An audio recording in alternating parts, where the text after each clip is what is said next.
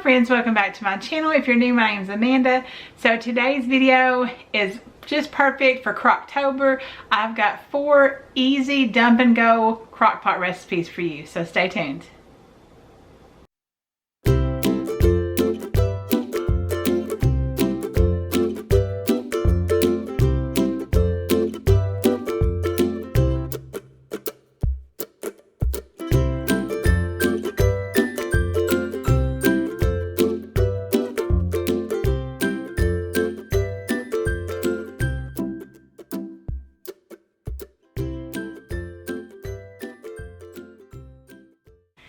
So guys, today's video is such a fun one. We're going to be visiting 4 different countries with our taste buds. I'm really excited to show these recipes to you. 3 of them were completely new for me. One of them is kind of a favorite. My daughter absolutely loves it. And so I'm really glad to be sharing these with y'all. These are all super easy dump and go crockpot recipes. They're all really good. And like I said, something unique, something different than the typical crockpot recipe. So I hope you enjoy them. So I've got a beef and broccoli for you, a North African chicken and rice, a chicken tikka masala, and a Ropa Vieja. Now this video is also really special because it's in collaboration with my friend Casey from Life with Casey. So make sure you go check out her video after you finish mine. She's going to have some delicious crockpot recipes for you. And also she does all kinds of, recipes, grocery hauls, all that kind of stuff. So I think you'll enjoy her channel. I'll have her channel linked below as well as her video. So make sure you check that out. It'll all be in the description box. She's such a sweetheart, so I think you'll really enjoy her. So if you're coming over from Casey's channel, welcome. I'm so glad you're here. I do all kinds of recipes, what's for dinners. It's all about the food over here. I love to try new recipes, share family favorites with y'all. Just ways to help you have dinner inspiration for your family. Plus it helps keep me motivated too. If that sounds like something you might like, go ahead and hit that subscribe button and join my YouTube family. And make sure to turn on that notification bell so that you don't miss out on any delicious recipes. I've got lots of yummy things planned. We're coming up on the holidays, so I've got some fun videos as well as some more crockpot ideas for this month too. So make sure you don't miss out on any of those goodies coming up. Now, if you're excited to get into this video, go ahead and give me a thumbs up. But let's go ahead and get into these recipes. So first up, we've got beef and broccoli, and guys, this is super simple. It's just a dump and go recipe. Now, I actually took the extra step, and you'll see in a little bit, of like thickening the sauce on the stove, but you can do it right in the crock pot. So the instructions on the recipe tell you how to do that. And now in this crock pot, I've got some beef broth, some soy sauce, some brown sugar, sesame oil, garlic cloves. I just use the minced refrigerated kind. And I'm also going to add a little bit of just garlic powder to add just a little extra to it. We really like garlic, so we're always usually adding a little extra garlic to things. Once you get all this mixed together well, you're just going to add in your meat, and this is just going to cook for about low heat for 5 hours. Now you want to keep an eye on it, maybe check it around 4, because you don't want the meat to just start falling apart. I mean, it's still going to be good even if you do that, but preferably, you want them in those little strips. So I believe that I did it for about 4. I think mine was done then. Just you can check it with a meat thermometer if you want to, or just check it and see if it's tender enough, and that'll work fine. So now here's where I made a little bit of change. I went ahead and just got the meat out of the pot, and then I thickened the sauce on the stove, and I steamed my broccoli instead. And I just used frozen broccoli that I had on hand. And you can definitely do it the way the recipe says about putting it in the crock pot instead and thickening it in the crock pot. I'll have the recipe linked below, as well as like my notes for what I did different. That way that if you want to make it the same way I did, you have all that too. But I've just got the cornstarch here that I'm putting in with a little bit of water, mixing that really well, and we're just going to thicken that sauce really quickly. And it really does. It thickens super fast, and then this will be ready to go. And I just actually drizzled it over each plate. That way we could each kind of control how much sauce we got, because some of us like more, some of us like less. But this was absolutely delicious. I cannot recommend it enough. It was so good. I just love Chinese food anyway, so this was a really delicious dinner. So next up, we have chicken tikka masala. Now this is one of my daughter's favorite things ever. So I made this actually more for her. And much to her dismay, one of her brothers ended up really loving this too. So I actually tried it this time and really liked it. So it's just something she's always liked, and I hadn't usually cared for it, but I think I've figured out why I didn't. The very first time I made it, I marinated the chicken in yogurt, and I think there was something about that I didn't like, because when I don't marinate the chicken in yogurt, I like the way it tastes. So I think that was, for me, the thing to do. Now in here, I've got that diced onion in here. I've got some tomatoes that was just crushed tomatoes. You can use diced tomatoes also. Some different seasonings. We've got ginger, garam masala, paprika, salt, garlic, all that good stuff. And then some tomato paste too. So all that's going to go in there and cook for a few hours and get everything nice and good. And, all the flavors going through everything. And then once it's done, we're actually going to add in, well, I used half and half. The recipe mentions coconut cream or coconut milk or heavy cream. So you can do whatever works best for you. I had half and half on hand, and that works just fine. And it's a little lighter too, so that's nice. Now once that gets in there, we're just going to let it cook just a few more minutes longer, and then it'll be ready to serve. And we just serve it over white rice. Now the recipe mentions cutting the chicken up, I believe, but I don't, like into bite-sized pieces, but I don't ever do that, and it works out just fine. And that's just one less step, that you have to take, and something that kind of helps save a little bit of time. And, it's always nice to be able to just really dump these ingredients in a crock pot and, turn it on and walk away from it. So this is a really delicious meal. It's something different. That's the one thing I focused on with this video, is just bringing you some of the out of the ordinary meals, but that are delicious, easy, fast type things. I mean, it takes a little while, obviously, in the slow cooker, but it's fast to throw them together. And that's always nice because, there's many days we have that are busy. So crock pot meals are perfect for that. So next up, we have North African chicken and rice. So this video is definitely a little taste of so many different countries, and I think that's so fun. It's always nice to get to experience other flavors through different food like that, and I think that's just fun to explore. So I'm just chopping up some onion here, and I'm also going to slice up a lemon. We'll be chopping up some green olives as well as some cilantro. Now I also ended up taking the seeds out of the lemon slices, that way that nobody, bit down on a lemon seed too. And so I definitely recommend that, because once it's all in the crock pot like that, it does seem to, sometimes they fall off the slices, and definitely don't want to bite down on one of those. But this recipe really has a lot of flavor. There's a lot of different things going on in here. We're actually also going to put some golden raisins in there, which I am not a raisin person, but in things like this, they plump up and they just add this little bit of sweetness that's really good. So I really actually like it. I'm also not a huge fan of sweet with savory, but this is like one of my exceptions. I have a few exceptions, but this is one of them. Now I've just added the onion in there along with a little bit of oil, which I'm not really sure it really needs the oil after I've fixed it. I think that we could probably leave that out and be fine, because you have the chicken fat, a little bit of that. And then we're adding our chicken thighs on top of there. And then we're going to put our seasoning on our chicken.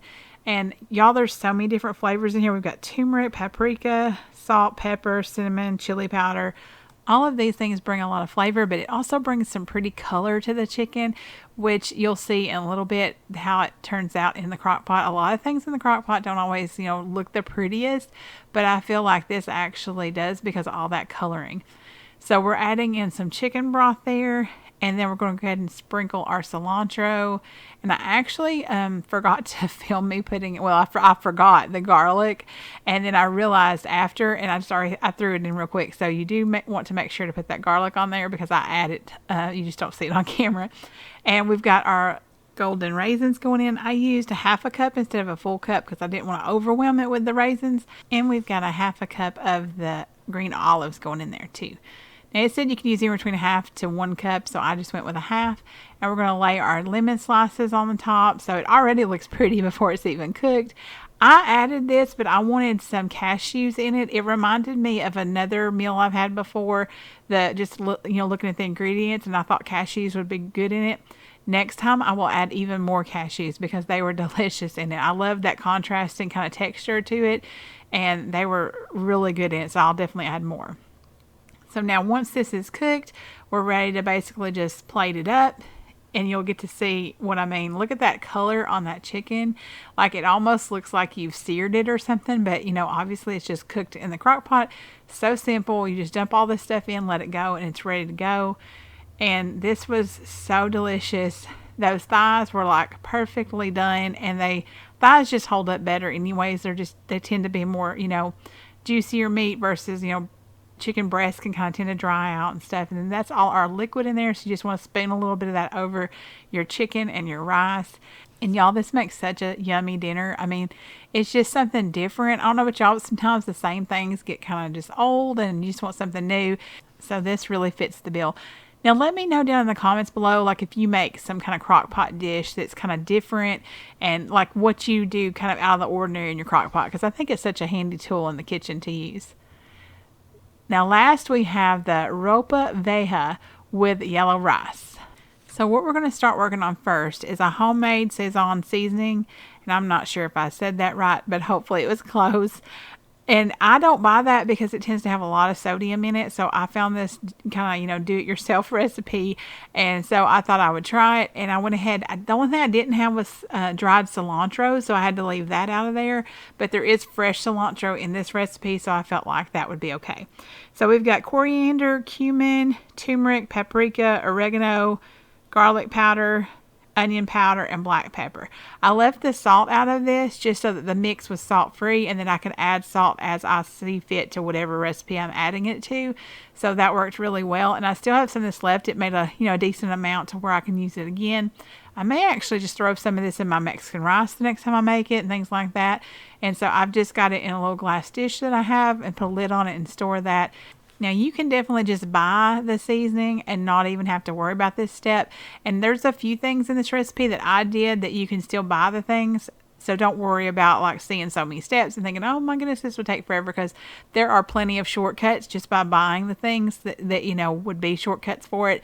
But it's just easier for me sometimes to make things to my requirements on sodium, some of the things that have a lot of sodium. So what I'm actually doing now is making the marinade. So you can actually buy the marinade. I think that the recipe recommended Badia brand. So if you want to save time, definitely buy that and use that. I just wanted to go ahead and make a homemade version and see how that went. So in here, we're going to be adding all of our marinade ingredients. So we've got garlic, onion, orange juice, lime juice, some cumin, oregano, some lemon pepper seasoning, black pepper, salt, cilantro, just a little bit of hot pepper sauce. I used a very little bit because I am kind of a spice wimp, I guess you could say, and some olive oil. And we're just going to blend that really well. I'm just using my Ninja blender and the little cup that came with it and get that all mixed together really well so that it's ready to use for our beef. And I only made a half a batch of this marinade because I really felt like the whole batch would be too much for the amount of meat I was using, and that worked perfect.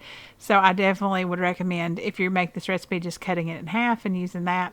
But there it is, ready to go. We've got our beef in there, and this is just sirloin tib that's sliced really thin. And it does call for flank steak, but that's just usually so pricey. So this was on sale, and that's what I got. Now, the recipe said to cook it for 8 hours on low. I did the first hour on high just because I feel like that helps it kind of come up to temp quicker. And so that's what I did, and it worked out fine. And now I'm getting started on our yellow rice. So I'm just cutting up some onions and green pepper, and that's going to go in our rice. So I really loved how this had like some veggies in with the rice as well, and not just rice. And this is actually where we're going to use our seasoning mix that we made. Now, you can just buy that if you want to and use that in the rice, and that'll be fine. It did call for a tomato dice. I did not have like a big tomato. I had like these little cocktail tomatoes, I think they're called. And so I just sliced a few of those, or diced a few of those up, and got those ready. Now we're going to go ahead and start sauteing our veggies. So I've got a couple of tablespoons of oil I'm putting in this pan over medium heat, and we're going to get started sauteing up our onions. And along with our onions, we're going to go ahead and add that seasoning mix as well as some chicken bouillon. So I used just a teaspoon of that. And I didn't think to show it, but on the other side of the stove, I've got some chicken broth coming to a boil, because you're actually going to pour the chicken broth into this pot once all the veggies get done. And I think, if I'm not mistaken, correct me if I'm wrong, this is basically making what they call a sofrito, because this is a Cuban recipe, which, like I said, I think it's just so fun to be making all these different recipes from different cultures. So I've really enjoyed that. But we've got those tomatoes and those green peppers going in there, and that's going to cook for just a little bit and get all of it good and kind of toasty and cook down a little bit, and then add in our cup of rice, and that's going to cook for just a little bit, just a minute or two. Then we're going to add in our chicken broth. Now, the recipe actually only said water, but I'm the type of person that if I can add more flavor, I'll add more flavor. Especially I use unsalted chicken broth, so it didn't add any more sodium or anything like that for me. It just added a little additional flavor. Now, once that comes to a boil, which should be very quick since that broth was hot, go ahead and just cover that and let that cook for 25 minutes, and then you're going to have some delicious rice. So now we're getting started on the Ropa Vieja part. This is just basically, we've got the meat cooking. That's already done, so we're getting some prep work done on our veggies for the whole thing to kind of come together. And that's just basically a couple of jalapenos. Of course, I remove the seeds because, as I mentioned earlier, I'm a spice wimp. Now, my daughter, she loves spice, but she can always add it to hers because it's hard for me. And now that we've got those veggies prepped, I'm just going to go ahead and check on the rice, and it's done. Y'all, that rice was so good. I love the addition. I make Mexican rice a lot, but I love the addition of those green peppers and those onions in there. It just gave it so like that different texture, and I really enjoyed that. Of course, our meat is done, so now we're just going to go ahead and pull it out of that marinade, and we're just going to shred it up. Now, it said just to discard the marinade. I don't know. You could think of something to do with it, but I went ahead and just left mine. And y'all, this turned out so tender that it just shredded right apart. In fact, if you want it to hold together a little more, you may want to pull it out a little early. It was probably too me doing that 1 hour on high. I probably should have shortened it a little bit, but it was fine for us. But if you want a little bit more, of it not falling so quite apart like that, you might want to, pull it out a little early. So I've just got those onions and jalapeno peppers sauteing in some olive oil, or I think I may have actually used avocado oil, one of the two.